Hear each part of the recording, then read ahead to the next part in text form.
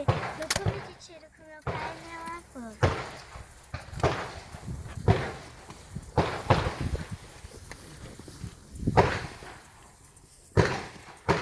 Mira.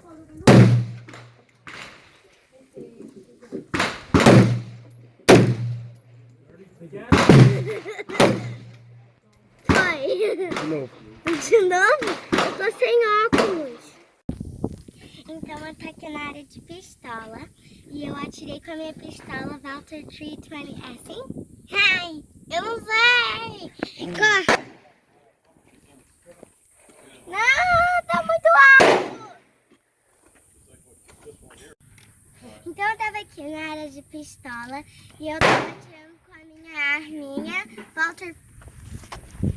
Muito simpático.